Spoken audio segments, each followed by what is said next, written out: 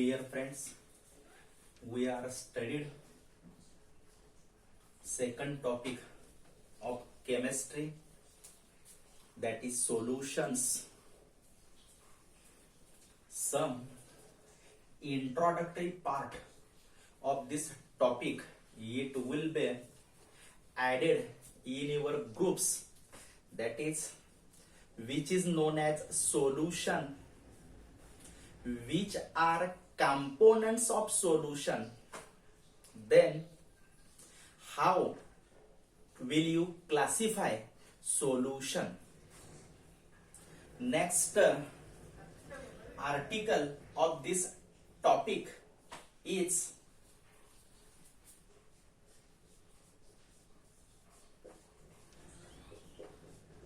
capacity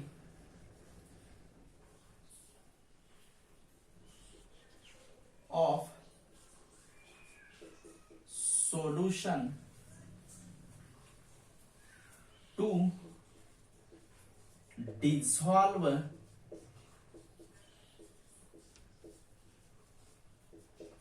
solute.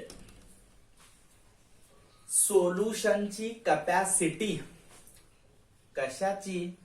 Solute dissolve करून घ्यायची. असं कधी होत नाही की एक ग्लास पाणी घेतलं आणि एक ग्लास पाण्यामध्ये एक ठिक साखर विरघळली. जे काय पाणी असेल, सॉल्व्हंट असेल आणि त्याचं तुम्ही सोल्युशन तयार करणार आहे, म्हणजे त्या सोल्युशनची एक कॅपॅसिटी असते की काय, to dissolve solute. Solute dissolve करून घ्यायची त्या सोल्युशनची एक कॅपॅसिटी असते. आणि तेच आर्टिकल आपण बोर्डावरती टाकलंय, capacity of solution to dissolve solute. आणि त्यालाच आपण म्हणत असताना साधं सोपं सोल्युबिलिटी, त्यालाच आपण म्हणत असताना सोल्युबिलिटी असं म्हणतोय. जर बोर्डाच्या पुस्तकात तुम्ही बघितलं तर ह्यामध्ये पहिलं आर्टिकल असेल capacity of solution to dissolve solute आणि त्याच्या खाली नेक्स्ट आर्टिकल टाकला असेल सोल्युबिलिटी. असं नाहीये, तर साधं सोपं त्यानं शेवटी डेफिनेशन केली आहे कुणाची, सोल्युबिलिटीची. तर capacity to dissolve solute in solution is known as solubility. ते वरचं आर्टिकल म्हणजे सोल्युबिलिटी आहे. त्यानं असं करण्याऐवजी वरती ते आर्टिकल एक्सप्लेन केले आणि खाली जे डेफिनेशन दिल्या त्याला त्यानं सोल्युबिलिटी असं आर्टिकल टाकले. माझ्या एवढं कुणाला येत नाही हे तुम्हाला माहिती आहे, तर साधं सोपं की हे जे बाबा काय असेल ते capacity of solution to dissolve solute is known as solubility. आता ही सोल्युबिलिटी बघण्या अगोदर आपण जरा एक्स्ट्रा ऑर्डिनरी पार्ट बघतोय. ह्या टॉपिक मध्ये नाही, पण इट इज मोस्ट इम्पॉर्टंट. आता मी काय म्हणतोय, पहिला माझा इंटरेस्ट आहे ह्याच्यामध्ये, which solute is soluble in given solvent and which solute is insoluble in given solvent. साधं सोपं, मी साखरेचा खडा घेतला, शुगर, साखरेचा खडा घेतला,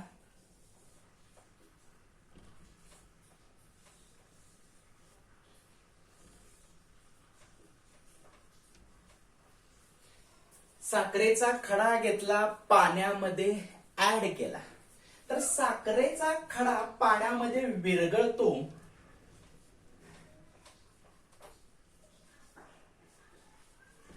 सोल्युबल आहे आणि साखरेच्या खड्याची पाण्यामध्ये काहीतरी सोल्युबिलिटी आहे. मग आता काही जण म्हणत असेल साखरेचा खडा लयच मोठा दिसायला लागलाय, खडी साखर आहे असं कन्सिडर करा. साखरेचा खडा घेतला म्हणजे crystal of sugar, it will be added into water. crystals of sugars are dissolved in water, but we are taken crystal of stone. दगड दगड दगडाचा स्फटिक घेतला, स्टोन दगड घेतला आणि दगड पाण्यात डिझॉल्व्ह केला. मी दगड डिझॉल्व्ह केला असं म्हणण्यापेक्षा चुकीच होते ते. मी दगड घेतला आणि दगड पाण्यात टाकला. दगड पाण्यात विरघळत नाही, साखरेचा खडा मात्र पाण्यात विरघळतो. दगड पाण्यात विरघळत नाही, इनसोल्युबल.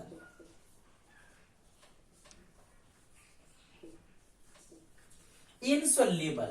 आणि जर सोल्युबिलिटी घेतली तर solubility is equal to 0.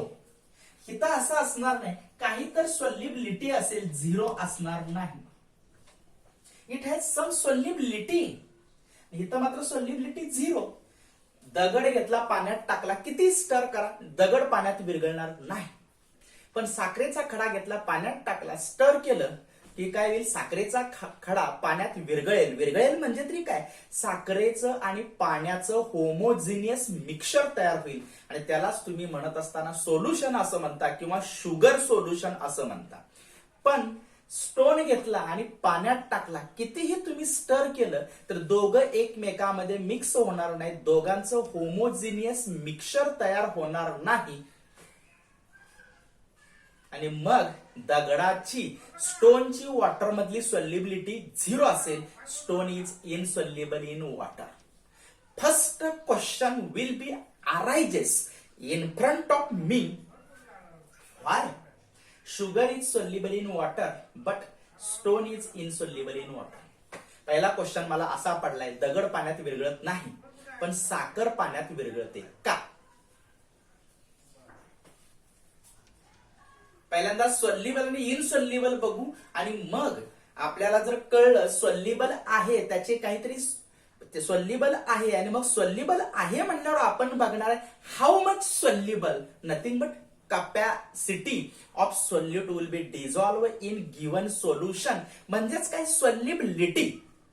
Soluble असेल तरच काहीतरी सोल्युबिलिटी असेल, इनसोल्युबल असेल तर सोल्युबिलिटी इज इक्वल टू 0. मग मला असं म्हणायचं आहे, कोण कुणात विरघळतं, का दगड विरघळत नाही आणि का शुगर विरघळतं, कोण कुणात विरघळतं हे कशावर डिपेंड आहे. साधं सोपं. जर शुगर घेतलं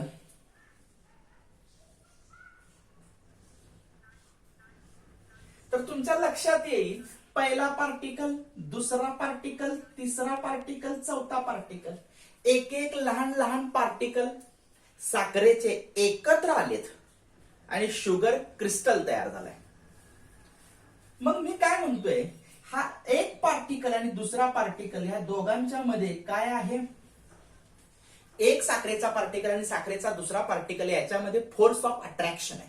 म्हणजे वन सोल्यूट पार्टिकल आणि दुसरा second solute particles, first solute particle आणि second solute particles are attracted together due to one intermolecular force of attraction created by intermolecular interactions.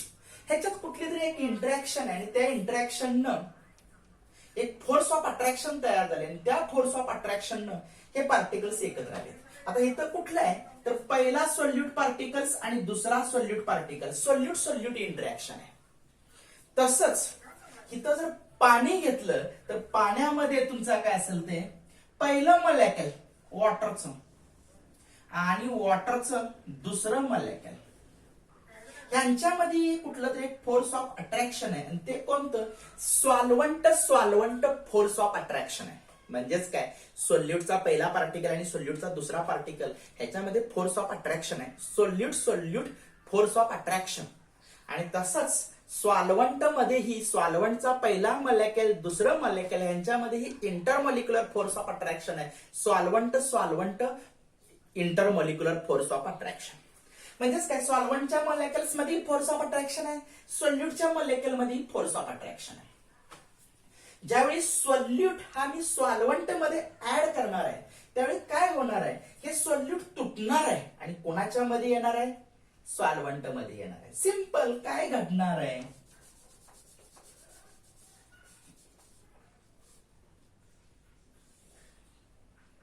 हा ज्यावेळी क्रिस्टल याच्यात ऍड कराल तुम्ही,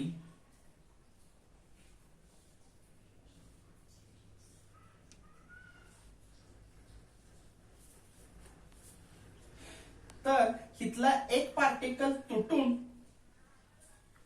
4 नंबरचा पाण्यात जाणार आहे. बघा मी काय म्हणतो, इथला एक 4 नंबरचा पार्टिकल तुटून तो पाण्यात जाणार आहे तुमचा काय समजा. आता तुटणार आहे याचाच अर्थ गंमत काय घडणार आहे, solute intermolecular force of attraction तुटणार आहे आणि ते कुणामध्ये जाणार आहे, सॉल्व्हंट मध्ये घुसणार आहे आणि सॉल्व्हंटच्या 2 मॉलिक्युलच्या मध्ये घुसणार आहे. त्यावेळी solvent intermolecular force of attraction ही तुटणार आहे आणि एक नवीन इंटरमॉलिक्युलर फोर्स ऑफ अट्रॅक्शन तयार होणार आहे. आणि ते कोणतं, solvent molecules intermolecular force of attraction. साधं सोपं. ज्यावेळी तुम्ही हा क्रिस्टल्स घेताय सॉल्यूटचा आणि सॉल्व्हंट मध्ये ऍड करताय, त्यावेळी जे बाबा काय असेल ते मॉलिक्युल्स असतील, जे पार्टिकल्स असतील, ते सॉल्यूटचे पार्टिकल्स तुटणार. सॉल्यूटचे पार्टिकल तुटून कोणामध्ये जाणार, सॉल्व्हंट मध्ये. म्हणजे सॉल्यूटचे पार्टिकल तुटणार. तुटण्यासाठी काय लागेल, सम अमाऊंट ऑफ एनर्जी लागेल. कारण काय, एक सॉल्यूट पार्टिकल आणि दुसरा सॉल्यूट पार्टिकल याच्यामध्ये काय आहे, इंटरमॉलिक्युलर फोर्स ऑफ अट्रॅक्शन, ते तोडायचं आहे. तो बाबा कसं ते सॉल्यूट पार्टिकल तुटणार आणि कोणामध्ये जाणार, सॉल्व्हंट मध्ये जाणार. त्यावेळी काय होणार, ते सॉल्व्हंटच्या मध्ये येणार. त्यावेळी सॉल्व्हंट मधलं ही इंटरमॉलिक्युलर फोर्स ऑफ अट्रॅक्शन तुटणार. Solvent intermolecular force of attraction तुटणार आणि तो ज्यावेळी मध्ये येईल त्यावेळी काय होईल, solvent intermolecular force of attraction तयार होणार. मग हा कधी तुटणार आणि जाणार, तर solvent intermolecular force of attraction हे स्ट्रॉंग असलं पाहिजे. कोणापेक्षा, solute intermolecular force of attraction पेक्षा आणि solvent intermolecular force of attraction पेक्षा solvent intermolecular force of attraction strong पाहिजे. आणि जर स्ट्रॉंग असेल तरच सॉल्यूट पार्टिकल आपल्यामध्ये असणारं फोर्स ऑफ अट्रॅक्शन तोडतील आणि कुणाकडे जातील, सॉल्व्हंट कडे जातील. त्यावेळी सॉल्व्हंट मधलंही इंटरमॉलिक्युलर फोर्स ऑफ अट्रॅक्शन तुटेल आणि सॉल्व्हंट फोर्स ऑफ अट्रॅक्शन तयार होईल. ते एकमेकांमध्ये मिक्स होतील आणि काय तयार होईल, सोल्युशन तयार होईल. आणि त्यावेळी मात्र त्या सॉल्यूटची त्या सॉल्व्हंट मध्ये काहीतरी सॉल्युबिलिटी असेल, कारण तो सॉल्युबल झालाय. असं मात्र घडणार नाही कुणाच्या बाबतीत, स्टोनच्या बाबतीत. ज्यावेळी तुम्ही स्टोन घेताय आणि हा स्टोन कशामध्ये ऍड करताय, वॉटर मध्ये ऍड करताय, त्यावेळी मात्र स्टोन तुटून पाण्यात जात नाही. कारण पाण्याच्या मॉलिक्युलनी स्टोनच्या मॉलिक्युलवर लावलेलं फोर्स ऑफ अट्रॅक्शन हे वीक असतं. म्हणजेच काय, solvent intermolecular force of attraction हे वीक असतं. कुणापेक्षा, solute intermolecular force of attraction पेक्षा आणि solvent intermolecular force of attraction पेक्षा. साधं सोपं. स्टोनचा पहिला पार्टिकल आणि स्टोनचा दुसरा तिसरा. स्टोनचे जे पार्टिकल्स आहेत यांच्यामध्ये असणारं प्रेम हे स्ट्रॉंग असतं. कुणापेक्षा, की बाबा पाण्याच्या मॉलिक्युलने त्याच्यावर लावलेल्या फोर्स ऑफ अट्रॅक्शन पेक्षा. पाण्याचे मॉलिक्युल म्हणतील स्टोनला आमच्याकडे ये, पण स्टोनचे पार्टिकल जाणार नाहीत. कारण का, स्टोनचा पहिला पार्टिकल आणि दुसरा पार्टिकल यांच्यामध्ये स्ट्रॉंग फोर्स ऑफ अट्रॅक्शन असेल. ते तुटायला जास्त एनर्जी लागेल आणि ती एनर्जी मात्र मिळणार नाही कुणाकडून, सराउंडिंग कडून. किंवा साधं सोपं फोर्स ऑफ अट्रॅक्शनच्या बाबतीत सांगायचं म्हणलं तर, पाण्याच्या मॉलिक्युलनी स्टोनच्या मॉलिक्युलवर लावलेलं फोर्स ऑफ अट्रॅक्शन वीक असेल. कोणापेक्षा, स्टोनच्या पार्टिकल मध्ये असणाऱ्या फोर्स ऑफ अट्रॅक्शन पेक्षा. स्टोनचा पहिला पार्टिकल आणि दुसरा पार्टिकल यांच्यात स्ट्रॉंग फोर्स ऑफ अट्रॅक्शन. पाणी ओढायला लागले पण पाण्याने लावलेलं फोर्स ऑफ अट्रॅक्शन वीक असल्यामुळे हे तुटणार नाही, तुटून पाण्यात जाणार नाही आणि त्यामुळे स्टोन हा पाण्यामध्ये इनसॉल्युबल असेल. सोल्युबल का इनसोल्युबल, साधं सोपं ह्या गोष्टीवरती डिपेंड आहे. काय घडत असतं, जे सोल्यूट असतं त्या सोल्यूट मध्ये solute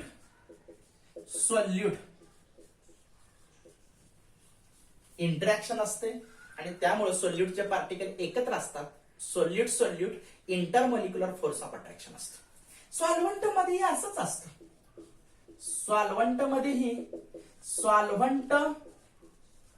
solvent intermolecular force of attraction असतं. हे प्युअर असताना एकटात्व आहे.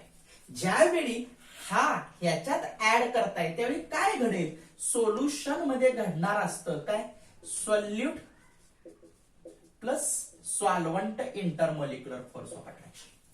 आणि मग सोल्युशन तयार व्हायचं असेल तर सोल्यूट आणि सॉल्व्हंट मध्ये असणार जे इंटरमॉलिक्युलर फोर्स ऑफ अट्रॅक्शन आहे ते स्ट्रॉंग असलं पाहिजे. कोणापेक्षा, सोल्यूट पार्टिकल्स पेक्षा आणि सॉल्व्हंट पार्टिकल पेक्षा. आणि हे जर स्ट्रॉंग असेल तरच, हे प्रेम जर स्ट्रॉंग असेल तर ते काय करतात, आपापसातलं प्रेम विसरतात आणि मग एकमेकात मिक्स होतात. हे जर स्ट्रॉंग असेल तर मग ह्यांच्यातलं फोर्स ऑफ अट्रॅक्शन तुटतं, ह्यांच्यातलं फोर्स ऑफ अट्रॅक्शन तुटतं, नवीन फोर्स ऑफ अट्रॅक्शन तयार होतं. आणि त्यावेळी मात्र सोल्यूट हा सॉल्व्हंट मध्ये विरघळतो.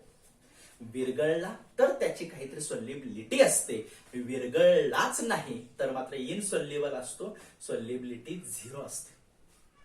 साधं सोपं. तुम्ही तुमच्या घरात आहे, पप्पांनी मम्मीनं एक फोर्स ऑफ अट्रॅक्शन लावले, सोल्यूट, आपण सोल्यूट आहे, सोल्यूट फोर्स ऑफ अट्रॅक्शन.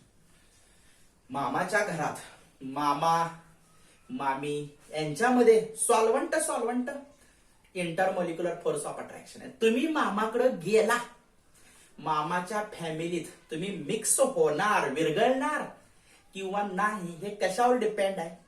तुम्ही गेल्यानंतर मामाच्या इकडं मामानी तुमच्यावर लावलेलं फोर्स ऑफ अट्रॅक्शन आहे, प्रेम आहे, हे कोणापेक्षा स्ट्रॉंग असलं पाहिजे, मम्मी आणि पप्पापेक्षा स्ट्रॉंग असलं पाहिजे. मग आपल्याला तिकडं गेल्यानंतर इकडल्यापेक्षा जरा बरं वाटायला लागेल, कारण ह्यांच्यापेक्षा त्यांनी प्रेम जास्त लावले. मग आपण तिथं मुक्काम ठोकू, म्हणजेच काय असेल, आपण सोल्युबल असेल.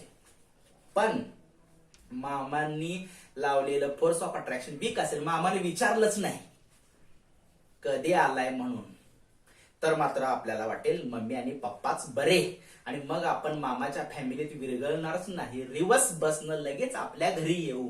म्हणजेच काय, मामाच्या फॅमिलीमध्ये आपण कसे असो, इनसोल्युबल असो. आपल्याला बरंच काय एक्झाम्पल याच्यावरती सांगता येतील, पण मला वाटतं व्हिडिओ लेक्चर असल्यामुळे ते काही फार मोठं तयार करता येणार नाही किंवा मलाही फार बोलता येणार नाही त्याच्यावरती.